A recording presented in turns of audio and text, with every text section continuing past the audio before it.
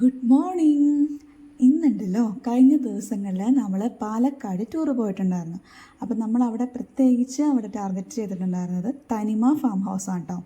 നല്ല രസമായിരുന്നു. അവിടെ എൻട്രൻസ് ആണ് ഈ കാണുന്നത്. നല്ല ഭംഗിയിൽ ചെടികളും അതുപോലെ ഫലവൃക്ഷങ്ങളൊക്കെ സെറ്റ് ചെയ്ത് വെച്ചിട്ടുണ്ടായിരുന്നു.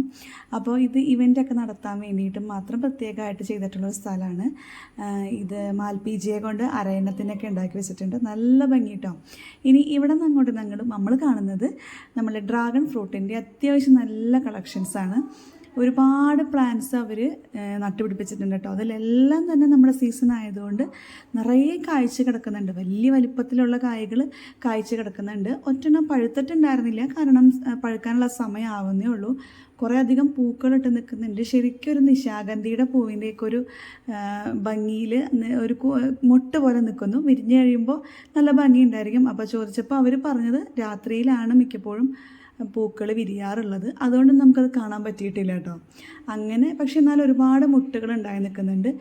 ഇവിടുന്ന് തണ്ടുകളും അവൈലബിൾ ആണ്. വേര് പിടിച്ചതും വേര് പിടിക്കാത്തതുമായിട്ടുള്ള തണ്ടുകൾ അവൈലബിൾ ആണ്. അപ്പം എനിക്കിഷ്ടപ്പെട്ട കുറച്ച് കാഴ്ചകളാണ് ഞാൻ അതിൽ നമ്മുടെ ക്യാമറയിൽ പകർത്തിയിട്ടുള്ളത്. അപ്പോൾ നിങ്ങൾക്ക് ഇഷ്ടപ്പെട്ടിട്ടുണ്ടെങ്കിൽ ഇനിയും തനിമയുടെ കാഴ്ചകളുണ്ടാവും. സബ്സ്ക്രൈബ് ചെയ്യാൻ മറക്കരുത് കേട്ടോ.